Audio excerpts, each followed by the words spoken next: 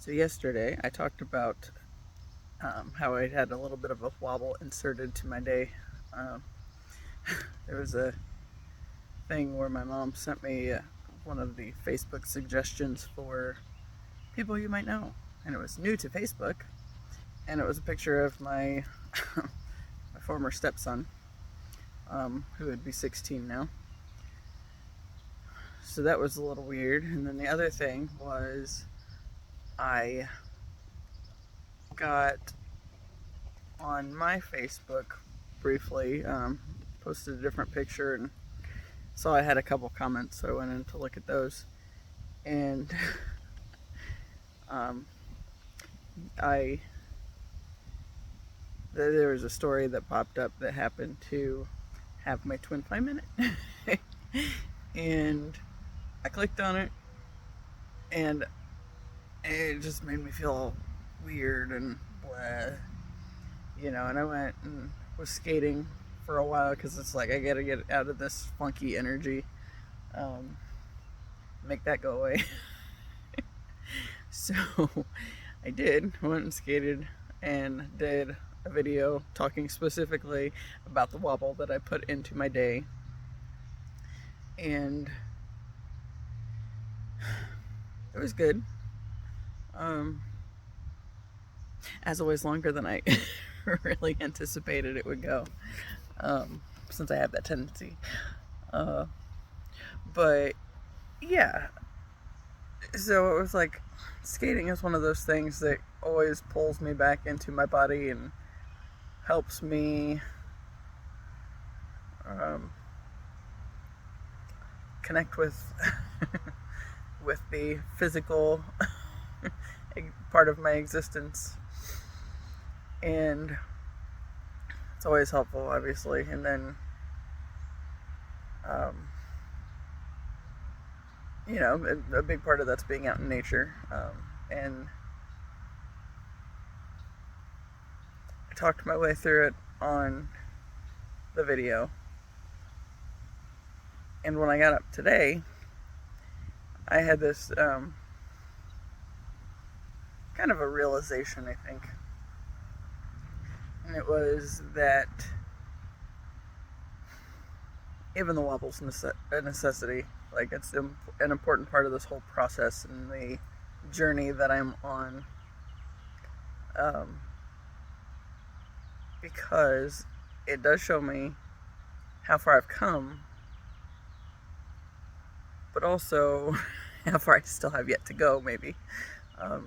Because I was thinking about, like it was really connecting with the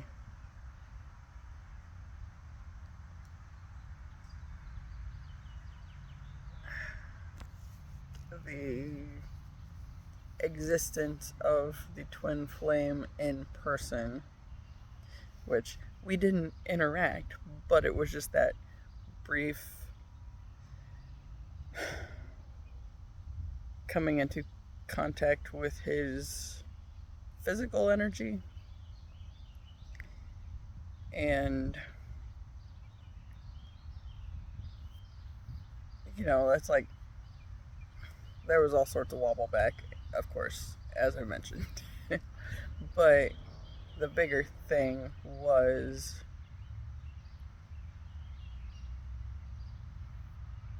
he's been the whole reason that any of this has worked out and has been changing in my life, because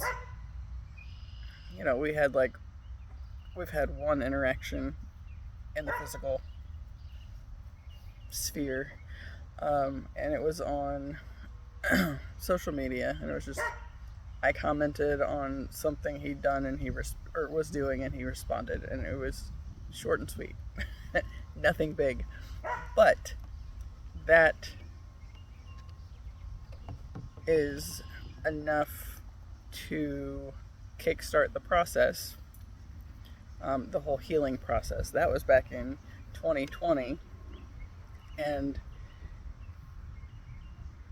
I made a comment to a friend at the time.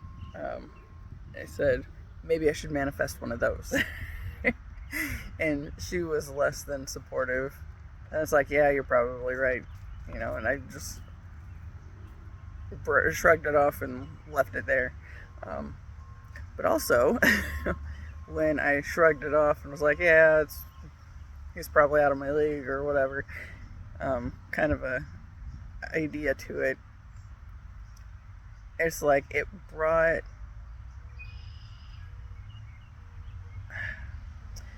I was on a couple dating websites at the time, and it brought that whole thing to a screeching halt. And it's like, okay, if you aren't going to take this seriously, that this could be a possibility, then you clearly don't need to have access to the idea of being with anybody. Because when I was getting my divorce, I put out the intention that next time is the last time. I don't want to keep having more failed relationships or whatever, and I say that like I've had a ton of them, but it's not. They were all learning lessons. There were 2 serious boyfriends in those relationships for 4 years each, and then there was the ex-husband that the fact that any of that went as far as it did was ridiculous because it should not have. But as I've mentioned in other videos, the whole reason that was able to happen and I ended up with somebody who treated me like garbage was because I had such a low view of myself at the time. So when I made that comment to my friend about manifesting with those for the twin flame that I didn't know was the twin flame at the time, and then it was kind of right for myself. It closed that, like it just slammed the whole door. It's like you're not going to get to do any of this until you turn it over to the universe. And as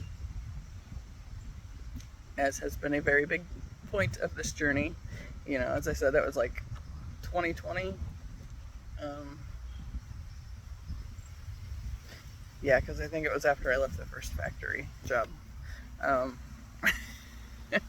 Yeah. So then it wasn't until, it's kind of like a thawing out process and watching a movie that put this idea in my head, and then it was like, maybe I'm ready to consider the whole dating and romance and all that fun stuff. Maybe I was ready to be ready to consider that. But it was still not full on, yeah, let's do this by any means. And I used to listen to a lot of Abraham Hicks messages on YouTube, and they were always talking about when you are ready to be ready, then the universe will line up the events that you need to get you to where you need to be and make the connections that you need, and learn things and grow, and so you can be ready. And that was kind of where I found myself back in the fall when I finally decided to let the universe have this whole area of my life and be in control of it. But that brief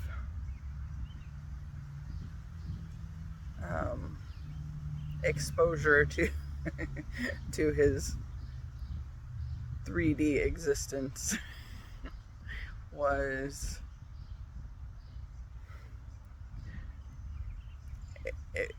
it gave me some wobble. And it made me second guess myself on a lot of things. And if I'm still feeling this kind of way, is this even the right thing for me at all? Is this actually my twin flame, or have I been making the entire past 9 months? Have I made everything up since then? It's like, well, that's ridiculous. Clearly, that cannot be the case. I cannot just have been um, completely. Not right now. Not right now. Um, completely wrong on everything when there's been so much growth on this journey. Because like I don't feel at all like the same person I was back then, and there's a lot that goes in with that as well. There's been a whole lot of stuff that's contributed to getting me to this point in my life, and it all started because I turned that whole area over to the universe to lead. Love, life, and career. And while I have yet anything to show for it,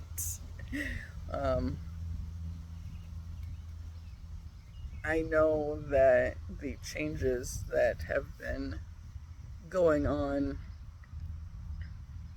in me and for me have been huge.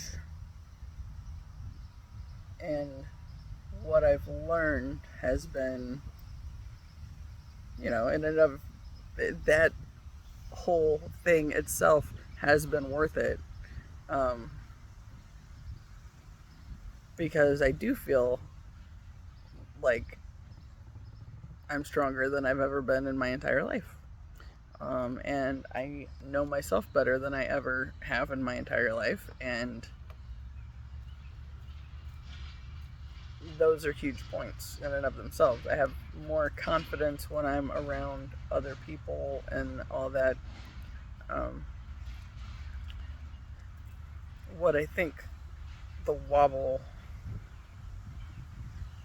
was really there to represent for me was the fact that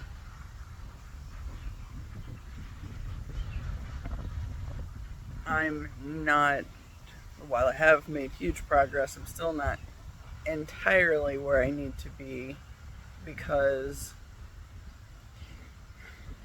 the things that came to mind were a couple little things that have come up when I've been skating. And, I keep getting these messages. It's like one of my... I'm sitting on a ramp, so just dropping the ball and just letting it roll down and staring at me. Yeah. Don't feel sorry for her. She just ate, so she doesn't need to be running right now anyway. But the first time... Okay. A big part of my path is allowing myself to be seen. I think I started on that point. And,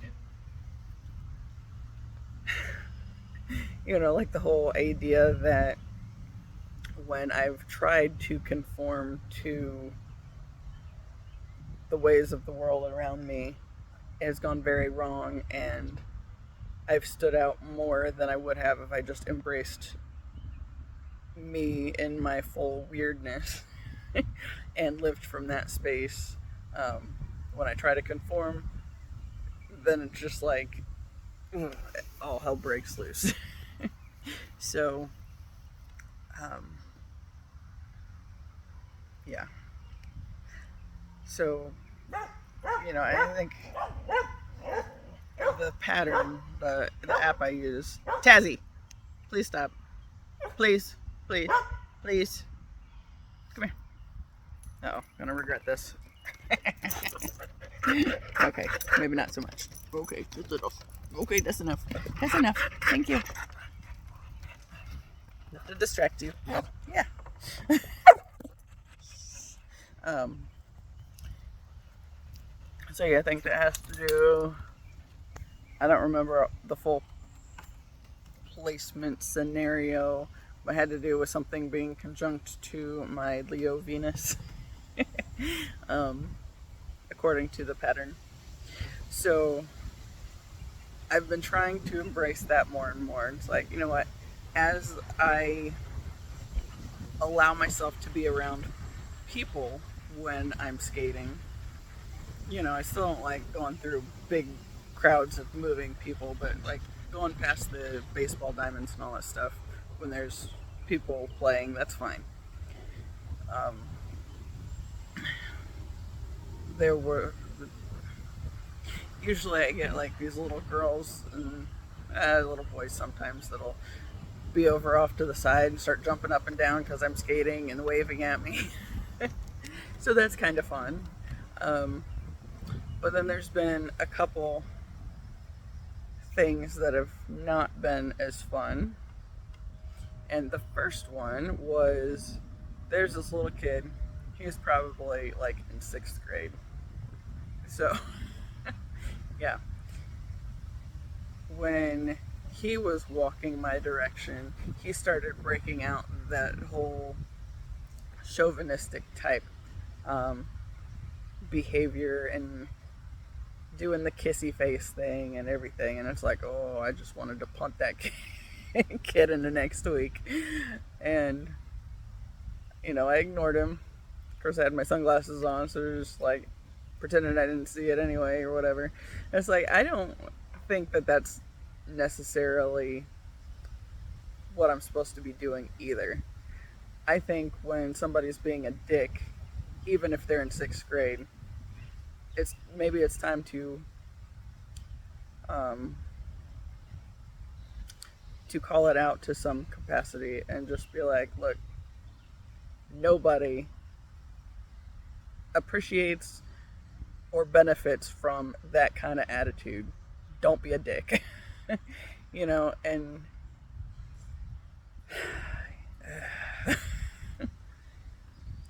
the things that I would have said just when like that initial anger flared up.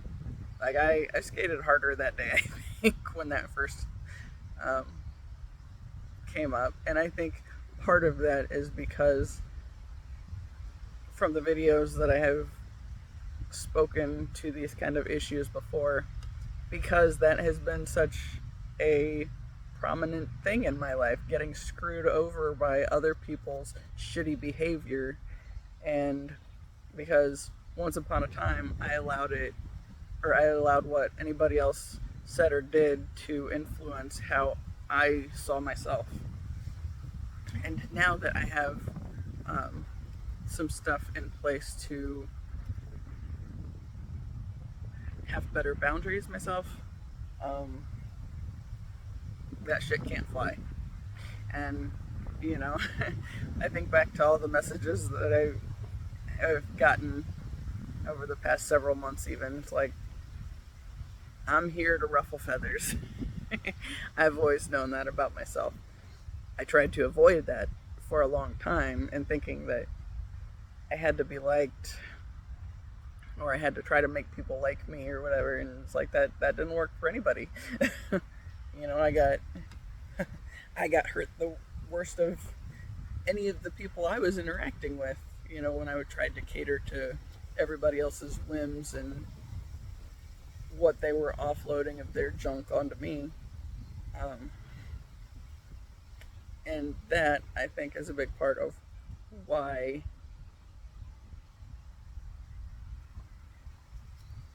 I'm supposed to go ahead with... I don't even know what that noise is. With the stuff that could potentially piss someone off or embarrass them or whatever. And the other was like, there was this group of middle school boys. Why are middle schoolers always the assholes? And their little douchey ringleader was like doing the cat calls and all that stuff. It's like, no. And the first time they were coming toward me, and it's just like, ah, shit, I don't want to deal with people, especially little boy people. Go away. And the second time they were coming to the school when I was working on finishing up my skate, and I turned so I was going. Well, I didn't see which way they were going, but so I could go around this one corner and then go back toward my car, or in the direction of my car. And at that point, the group kind of fell apart, and I hear their little ringleader like, "Where are you going? We're supposed to be going over to the playground." Yeah. But this morning, what I was thinking about is there's no problem with having an aversion to being around these types of people, because those were, the time frames in my life that were especially miserable because the people around me were assholes. And I wasn't able to stand up for myself back then. And now it's not a matter of standing up for myself, and I think it's allowing myself to speak up to shitty behavior so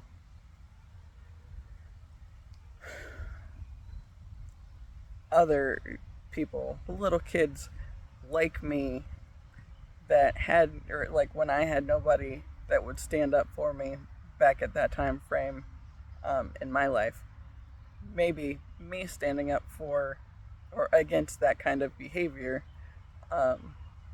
would prevent them from perpetuating that cycle and doing the same bullshit that another little kid out there like I used to be wouldn't have to deal with that kind of pain and difficulty from, because somebody called it out. Somebody saw it and said something. And I think that's the big thing, is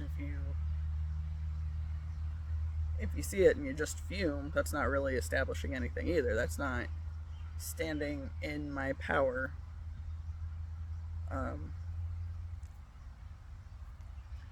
Now, the approach, it would be calling out little kids on bad behavior, little kids I don't even know. That I don't know. That I'd have to have the universe guide me on that whole thing. But I think that whole, the wobble from yesterday is to show me that because of this other thing that I blew off and then just silently fumed about, I had a little tirade in my mind about the chauvinistic behavior of these little kids and how they just grow up into bigger douchebags. That's not helpful. But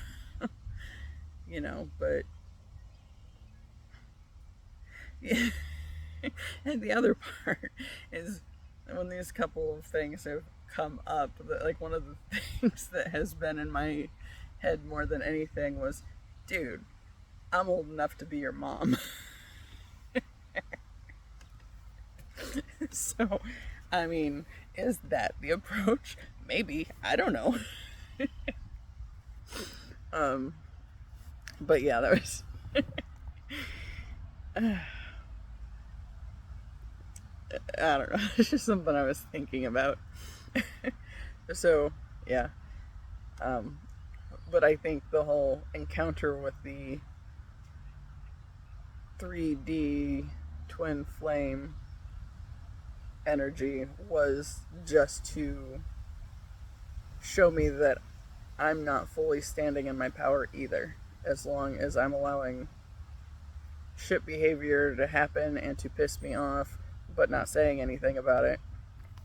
And most of the time there's no issues. But, I think it's a matter of it's coming up initially with middle school kids because that was one of the time frames that about destroyed me, and that was kind of when the suicidal ideation amped up in my own life. But if you can talk to any woman to find out about a time she was sexually harassed or anything more than that. There's stuff out there because there's so much of this bullshit that people don't say anything about. And yeah, that's why little douchebags grow up into great big douchebags and create more douchebags. And that's a cycle that needs to be broken too. And yeah, I think that's actually one of the bigger ones that I am here on on this earth in this life form to address, is the fact that there's so much of this chauvinistic bullshit, and it's time for it to die. Because nobody benefits from chauvinism. No one. Like, the people who perpetuate it and just become bigger assholes, they're not actually respected by anybody that they've been a dick to. And those people aren't benefited in any way by having somebody treat them like shit or make them feel like less of a person somehow. And then just took it. That takes away their own power, from standing up for yourself, remembering to use your voice, and that's one of those things. Since that voice in my head was always saying, use your voice, speak your truth. How much different could things have been if I started calling it out when I saw it earlier on? Could have saved myself a lot of trouble, for one thing. I don't know. Yeah. So today I'm doing this immensely differently. I mentioned yesterday that there are two windows in the house that face the porch or face the shed that I'm sitting in front of. And the curtains are closed, I can see that. But the living room or the family room and the kitchen are like right there, and they could see directly out the window if the curtain was open. Today I didn't open them because I knew I was going to do a video at some point. I kind of thought it would be while I was skating. I won't rule that out because I do want to skate here in a little bit. But I'll be honest, I was really feeling my makeup and the whole colors and everything today, and I was like, I don't want to put this back on when I'm done skating. But I like this ensemble enough that I wanted it in a video because I feel like I look good today. So yeah. I was like, before I get all hot and sweaty and gross, and then I don't really want to skate in this shirt because I don't want pit stains or whatever on it because I like this shirt. So I figured I'd just come out and do a video. So people are home. And I think that's part of the that was part of the wobble too. the nervousness, anxiety about anybody finding out that I'm doing this thing that I've been keeping a secret for several months now. Um, and I watched one of those Kino Tarot videos the other day, and one of the things she was talking about was, I don't remember how she said it at all, but the idea of it was keeping things to myself. And there are, we have the spectrum of human personality. There's a lot of things that contribute to making me who I am. So choosing not to share certain aspects of who I am with the people immediately around me that I'm pretty confident would not be super supportive if they watch these right now, I think that's okay. And it's just the fact that everything's been so kind of sneaky has been part of where that wobble came from. And that's a whole thing with you're not standing in your power. And I think that was the point of yesterday's wobble, was just making me come to terms with the fact that there's lots of little things in there that have contributed to the wobble.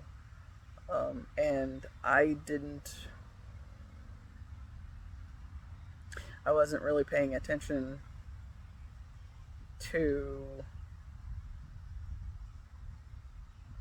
how much any one part of that would affect everything else. So it's still not a big deal I'm still not in a hurry to let anybody know what I'm doing, but at the same time, I can't be afraid of it either. And no, I'm not going to invite anybody in my family to watch my videos or anything. If they find them some point later on, whatever, but we'll cross that bridge when we get to it. Yeah. And they know I love sitting outside anyway, because usually I sit on the porch swing. Of course, when I'm up there, I also have to contend with this dog bringing me several of her toys and putting them on the bench next to me to incessantly bark at me. And right now she's being good, so I'll show you this. My little Gigi girl. Oh, now she's left. Now she's gonna get me a toy because I gave her attention. Come back. Come back. It's okay. Yeah, thank you. Yeah. But anyway, that's the big thing. Needing to remember to make sure I'm stepping into my power and not being afraid of anybody finding it. Yeah.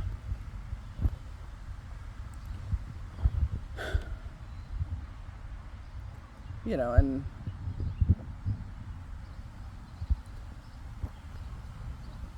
if I go somewhere and I skate my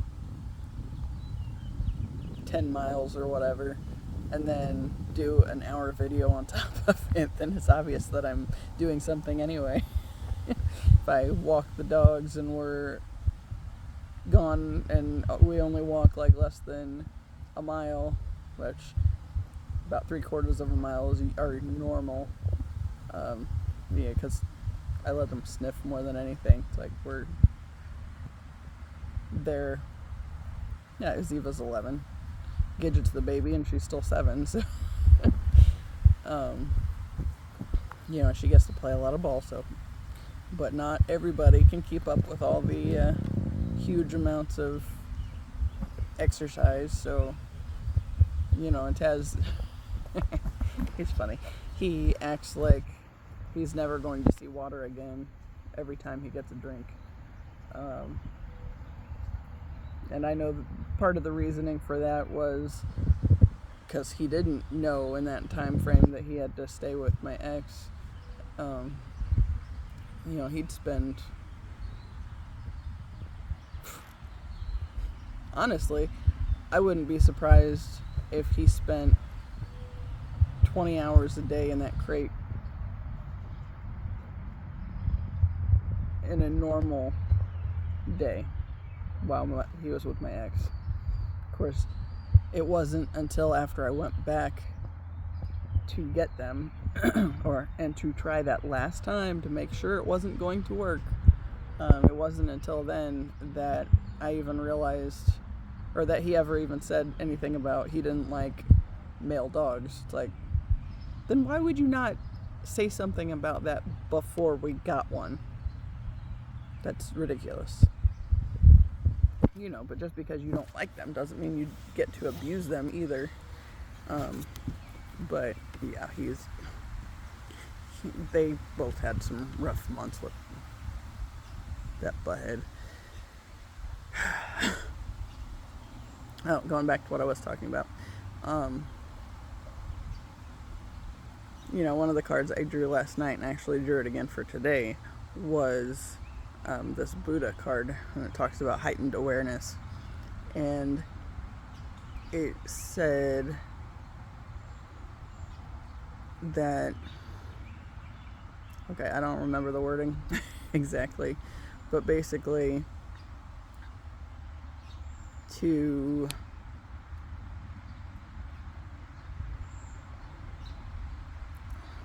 have to be aware of both the fact that the fear and love both exist within you, and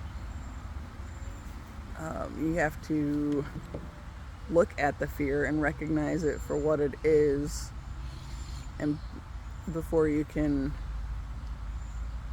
really I think embody the fullness of who you are, and all the light and all the dark. And that was one of those things that I struggled with for a long time, because I felt like my entire life was a dark night of the soul, and that I was just this this whole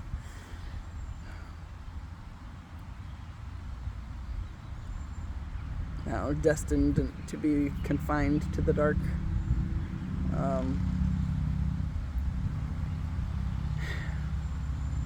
And I've tried to make the darker aspects of who I am go away, but it's not about that. It's about embracing the fullness of who you are, so you can help other people navigate through their own darkness. When you embrace the fullness of who you are, you can become the light to help guide others through those dark places. And I've struggled with that a lot, and I think, especially that Buddha card that I I did not explain well at all, because as soon as I tried thinking about it, it just went poof.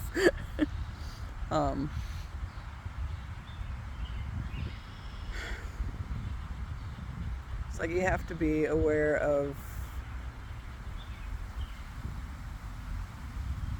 what lies in your own darkness. You have to know yourself fully to be able to love yourself fully. And I think that's a big part of the journey too. One I struggled with for a long time, because there's all that church nonsense out there telling you to avoid the darkness at all costs because that's where Satan is, blah blah blah. It's like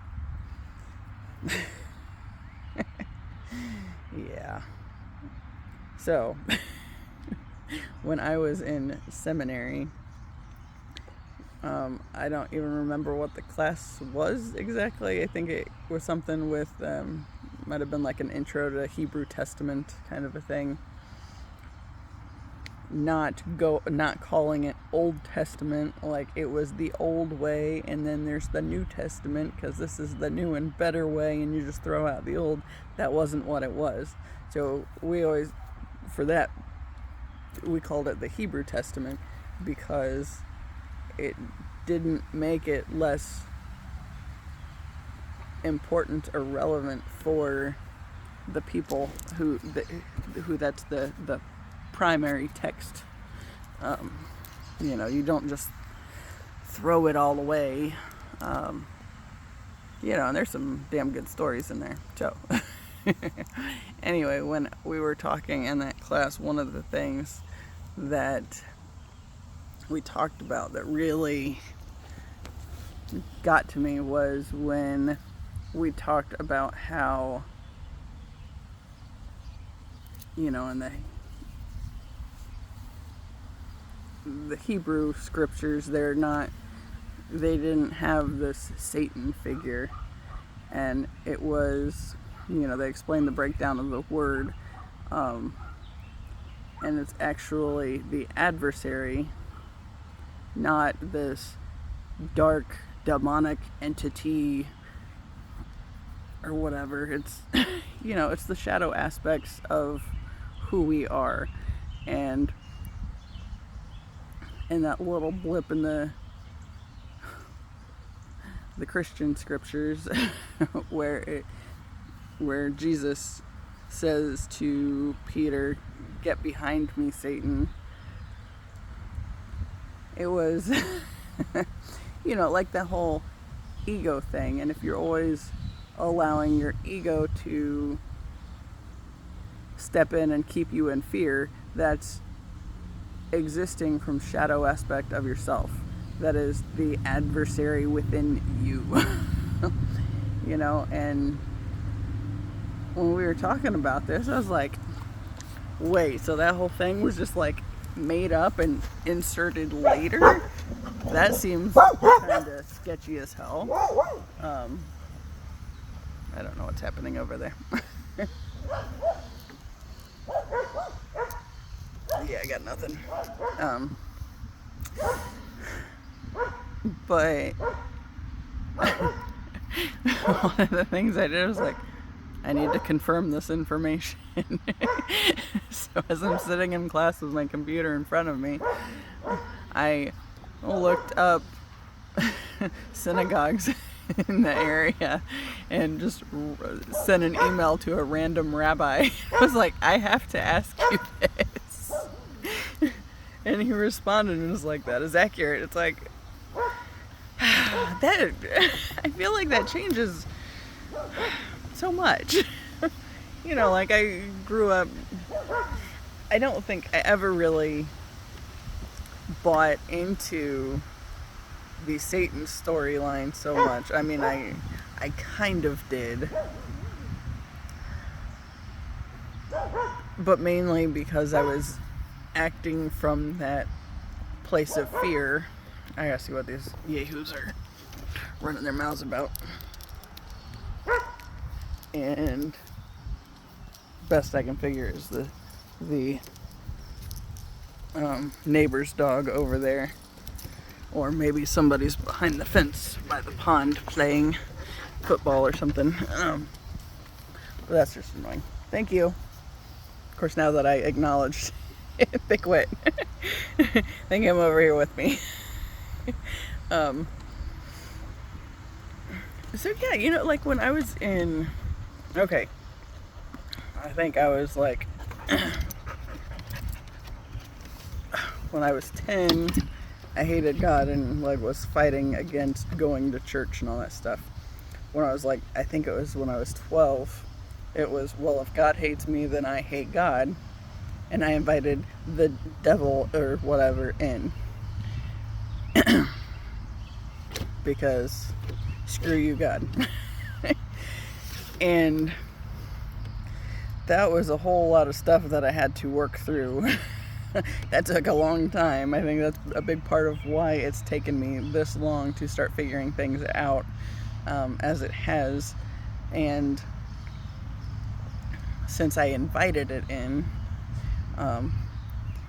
I had that girl that I mentioned kind of talked me down on the maybe I should manifest one of those, referring to this person that I now know of as my twin flame. The one that she was like, yeah, no, and not real supportive of that idea. But I was grateful for her friendship for a time. Because one of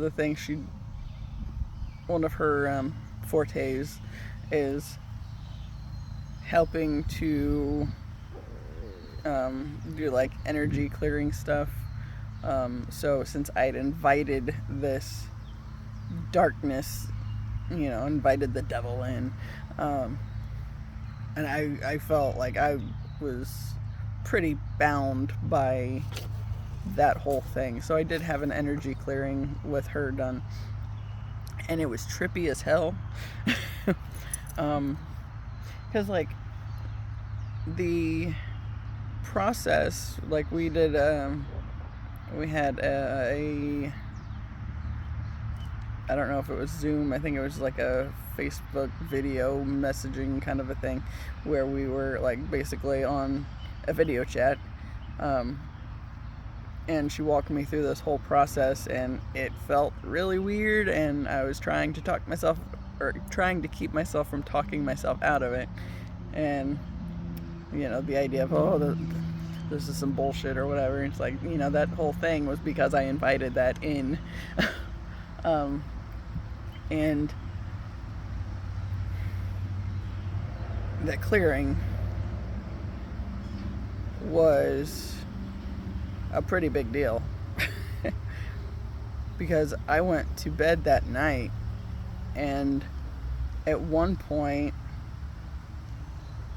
I woke up, and it was like there was like all this dissonant energy, like there was an earthquake in my head, and it was just, I just hear this angry voice saying Allie or whatever, which her name was Allie,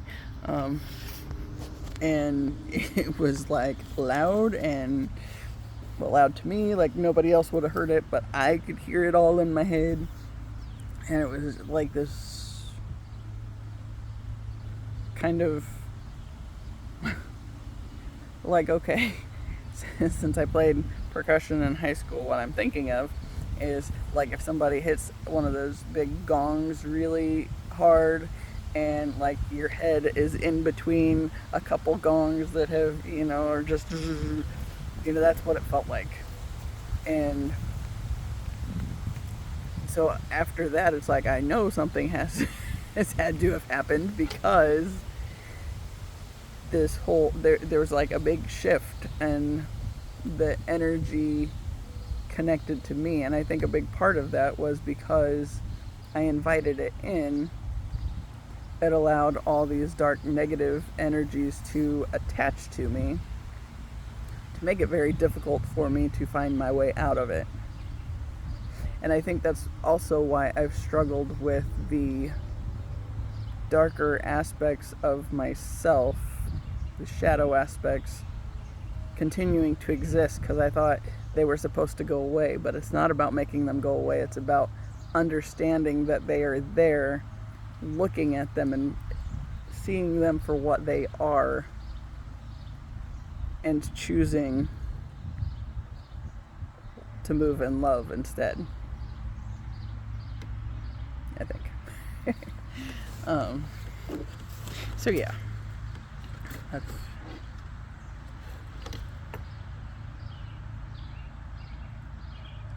yeah. I didn't really see this going to that space, but I'm kind of glad it did, because it was just a matter of time, really, before I got around to it. Because there's been so much of the heavier stuff that I've had to release, and change my understanding of what it was and what it really meant for me. Because, when you're going through that stuff, you never see the big picture and understand all of it for what it is. But part of my path, I know, is I know there's leadership of some sort involved and teaching of some sort involved, and I think, goes back to my cards. One of them said specifically, your experiences on your healing journey is exactly what you are here to teach. It's like, yeah, that makes sense. So, yes, I did this thing that ended up, it hurt me for a long time. But, I have since made it through that and would not recommend inviting in the darkness like that. However, for my path,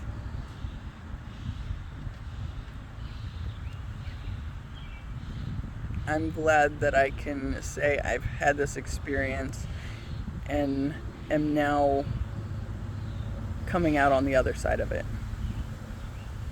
And it really does make things make more sense with like the twin flame side of it, because that's been like this big thing that has kept me moving forward even when I didn't want to. So that the idea that there could be somebody and a perfect relationship out there for me, my exact complementary match, if you will. Now the cousin puppy is out. So yeah. Yeah. Because since I've always known he was out there, another thing inviting that darkness in did was I've always had like these voices talking to me, and I've always been connected in these spiritual realms. And I've talked about some of those stories too. Okay, thank you. I've talked about some of those stories too. Taz, enough. Hey, Tazzy. He's sauntering this way. Nope, turn him back. Might bark some more. We're not done. It's okay, got my gidgy. But yeah, since I've always had this connection to the spiritual realms, what happened when I invited the darkness in was, okay, so, that high frequency, real high pitched, buzzy noise you get in your head periodically. There's a elevation of the frequencies on Earth that we're kind of going through. So,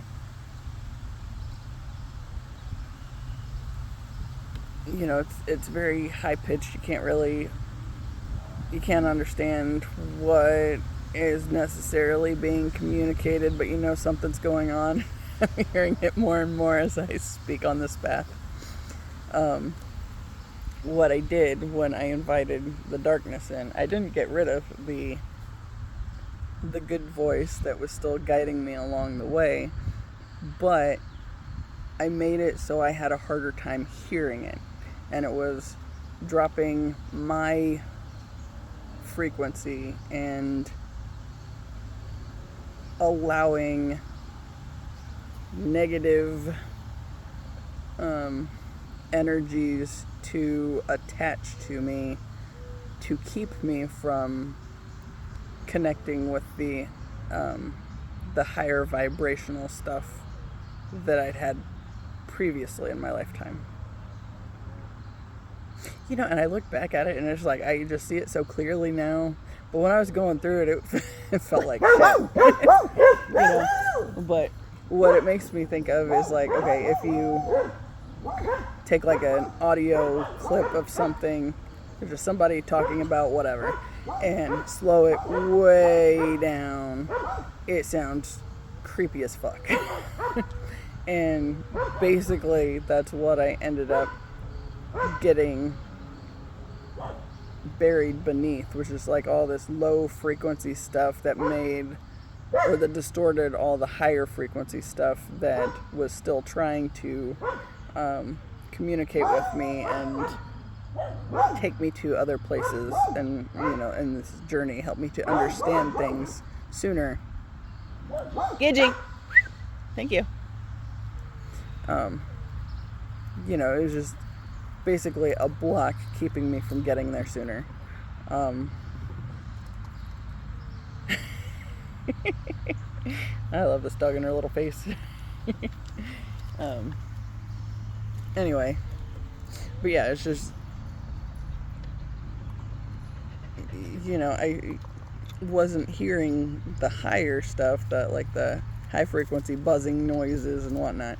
It became this low, creepy sound, and yeah. I was telling my brother about it. It's like when you hear like a song and you got different metal singers and they're like kind of saying different things and communicating back and forth, or they're saying their lines, and you can hear that it sounds different because somebody else is talking, but you still can't understand what they're saying, but it goes back and forth, and I called it demon chatter. It's like, that's what it was. It's not, it sounds scary, and it feels scary when you're going through it and hearing it, but to understand what it actually is on the other side of it, it's like, oh, okay. That's not so bad after all. But it took some time to figure that out. Yeah, only 40 years. That's 40, not 4, so in case that didn't come out right. Anyway, we are pushing an hour, and I'm thinking I want to go skate here in a little bit, even though it's like 90 degrees right now. I'm in the shade, so I can't really appreciate that at the moment. But, yeah.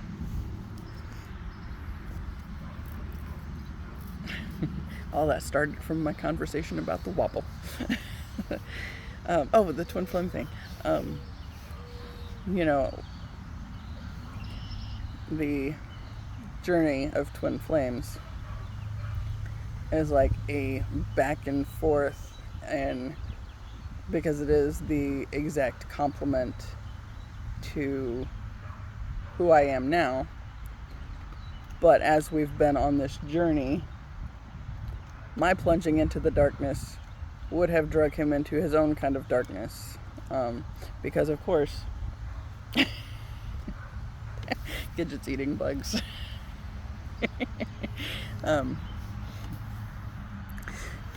That whole, like the idea of the yin-yang and how there is light in the darkness and there's the dark in the light. So the masculine energy is the light energy, and the feminine energy is the dark energy. And what I have realized is, because we are always connected on that end, that the light that has been in me over the years is where we're connected, and his higher self has been leading me on my path. And then the darkness in him, that was also me.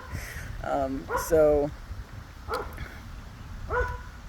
however dark I went on my own path,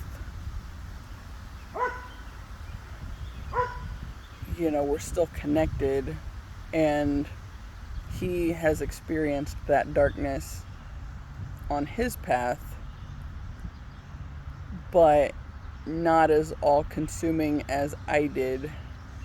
And I was never completely only the darkness, because I still had, his higher self guiding me on my journey. And I don't know how all of it works on his end because we haven't talked about it, obviously. We'll get there one day. But, like with the twins, however dark and deep the feminine goes,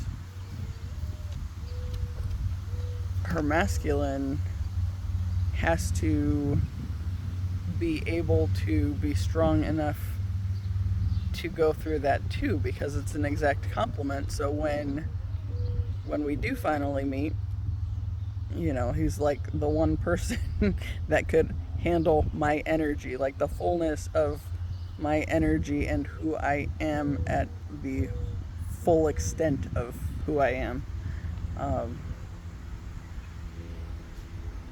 And then, well, we'll bring it into the sun in full lightness. But yeah, that's like my whole journey with all the things that I'm learning.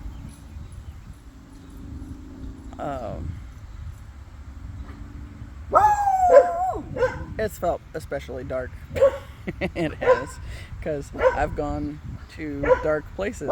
I volunteered to do that, and then I invited it in when I was young and didn't really know what I was doing, but I think it was still because I was guided on my path. Because we're all connected, and like my whole tribe, we're all connected. My twin flame and I are connected.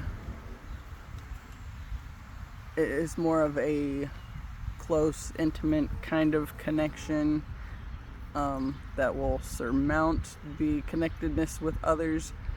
But that one dream is showing me that like there's this whole network going on up there where others have been helping me to transmute these energies and make it so we can move beyond them. And know that I say me, but this is not exclusive to me, so don't try to think that, as I've said before, we all have both the divine masculine and divine feminine aspects within us. But if they are unhealed, they're not so divine seeming. The unhealed masculine and feminine, that's where a lot of people get stuck and don't move beyond the unhealed stuff. So my particular tribe of people, that I'm more closely connected, and that I'm confident my twin has been, they're all connected with him, probably more in a physical plane, and I'm connecting with them in the higher realms where I just sound like I'm talking out my ass or whatever. I'm sure. But we're all connected. Like when I talked about in this dream, when I first had it in 2020, my ex was sitting next to me on the couch, but these 4 guys were behind us on stools, and they couldn't look at me, they couldn't see me, but they seemed aware of my presence at some point, or at some level, but just not able to really engage with me. They were all talking amongst themselves, but they were still connected to me. And then as I have been doing the work to clear up some of that space, that's enough, thank you. Like the first time I went back into it, my twin was sitting, like when I was looking at him, I could look directly at him, and he was speaking to me, and also, quit, Tazzy, no. No. Okay. Ugh. Slurped. Hush. Stop. We know they're over there. It's okay. So yeah, the second time he was talking to me, but it's like he still wasn't able to really see me. But he was like asking me if I was okay or if I needed help with, getting, basically getting the leech unattached. My ex being the leech. Because it, like, from the get-go, him in that dream, it felt like he was not supposed to be there. And, the next time, I made it to where I could communicate with one person in another scene, and they were looking directly at me, and we were having this conversation. And then the next time that I went into it, it's like my twin was able to, like, we were looking at each other, but it was really foggy and the connection wasn't clear. And then I think it was about a week and a half ago, I went back into it, and my twin was staring. It was like his energy was fully focused on me and like seeing through me, and it was just like, whoa. And it was just this wave of intense feeling, but being seen like all the way through, like to the core of who I am. It was like he was locked in. So it's like I really am interested to find out what's been going on his end, but we're not there yet. And that wobble was just to help me realize that I hadn't fully stepped into the fullness of who I am either. Tazzy, come here. Thank you. That's enough. That's enough. Yes, I love you too. So yeah, when I'm not stepping into my full power, that I'm not ready for him to be in my life yet either, because that's part of this journey is to step into the full embodiment of who you are here to be. And when I first was pointed in his direction as my twin, and that voice in my head said, that's him, that's the one you're looking for. It was after the initial yeah right then it was really seeing like the heaviness that he carried in his eyes. And I had this thought one night. It's like, but why does he look so sad or whatever? And it's like, I knew that it had to be connected to me because of how deep and dark, or deep into the darkness that I went on this journey. He had to be able to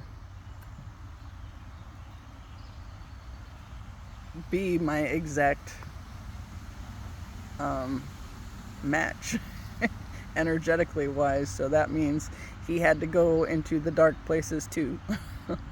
But now that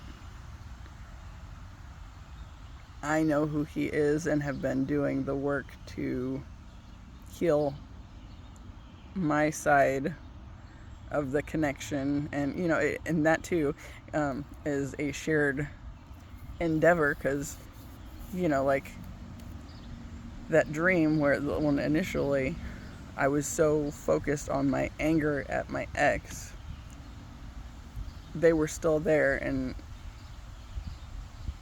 it's like they were still kind of communicating with me, and I didn't understand the fullness of how they were still supporting me on my path and my journey, because I hadn't previously been aware of them. But now that I'm aware that this is actually going on out there at higher levels, I realize I've never been alone on this path. I've always been supported every step of the way, and that's been pretty huge on the growth end as well, and really getting to more of a place of healed and whole. So yeah. So we're all connected, and I think our little family networks, the soul family units,